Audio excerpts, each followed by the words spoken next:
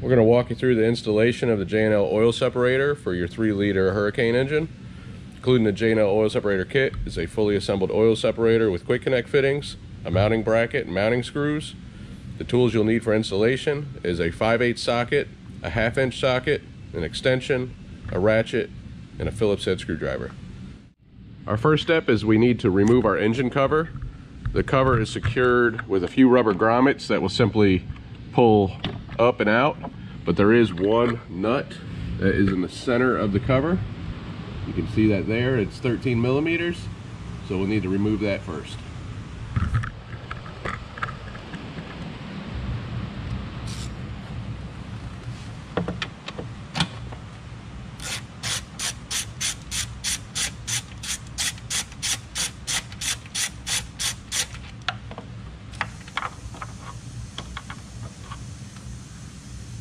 There's the nut. And just pull up on the cover and pull it out of the way. Next, we're going to locate our factory PCV line, which is this little horseshoe line here. It has 2 different style connectors on it. This white one here, it's got a single push button to release, so you press this button in and pull up on this fitting. It is tight. And then this other fitting has 2 red buttons. It's got one on each side. That one you're going to have to squeeze both and pull up. First one I'm going to remove is this white one here.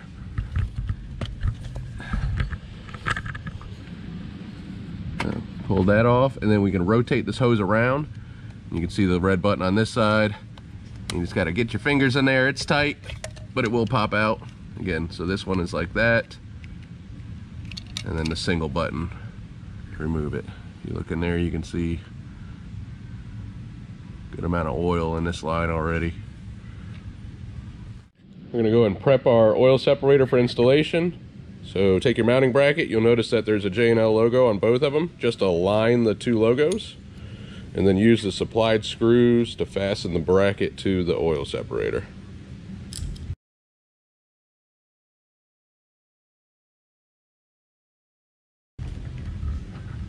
Now our mounting location for our oil separator is going to be right off this ball stud that holds the engine cover down.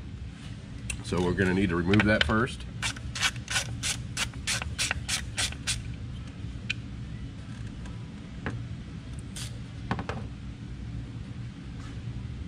And then we're going to take our oil separator assembly, and we're actually going to feed our hoses in first. So we have the hose here on the right and a hose on the left.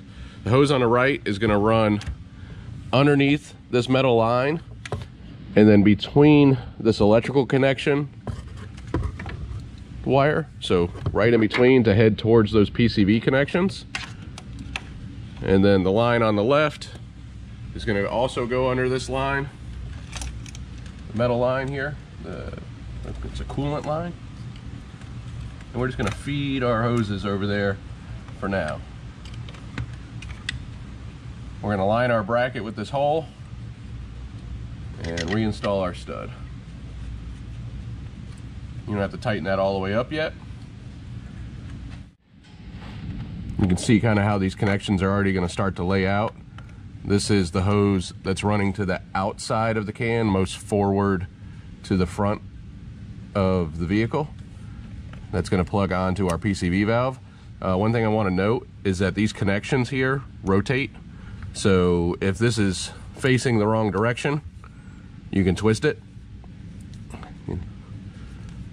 and get that to align with your PCV and plug in. And like for instance, this one here, you can see is not facing in an ideal direction to make this connection. So we don't want to necessarily twist this hose like that. We just want to adjust the fitting.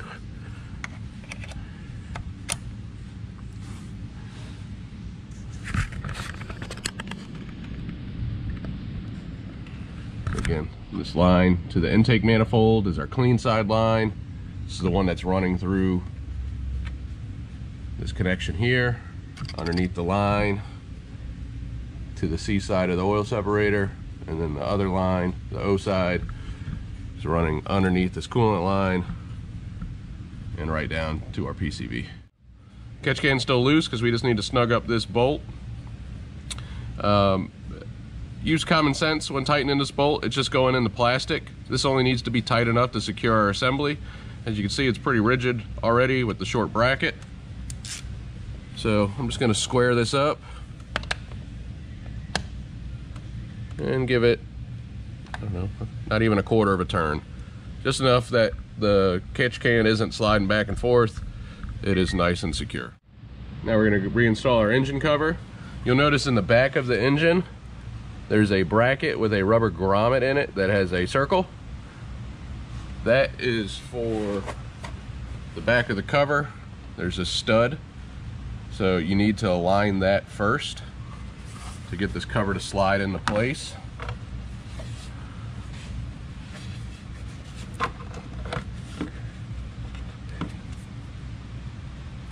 Which it gets pretty dark back there, so you may need a flashlight to see your alignment. But once that's in, you'll notice your grommet here starts to align, the oil fill cap, and then remember that stud where that nut is that we removed earlier, which I just felt go down. So you push that down there. And if for whatever reason this wasn't in the right spot, depending on what engine cover you have, you can simply lift up. You can still adjust this nut here in this bracket assembly with the cover in place. So tweak it to where you need it and then reinstall your cover.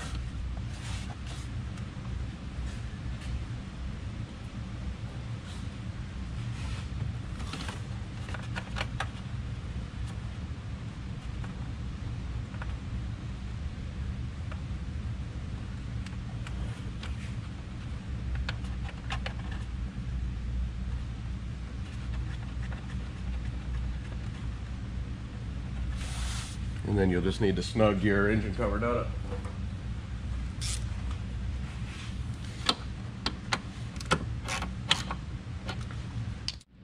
Now that does complete your installation. Just some notes to go over. Collection rate can vary vehicle to vehicle, engine to engine, driver to driver. Where you live in the country, if it's cold in the winter, can affect your collection rate. So needless to say, no two are exactly alike. Average collection is about an ounce of contaminants every 1,000 miles. The oil separator in its form, as you see here, holds 3 ounces of fluid in the reservoir. This oil separator is compatible with our extension, which will double the capacity, which is great for a daily driver or somebody that lives in a colder climate, because you'll get some condensation buildup in these cans in the wintertime.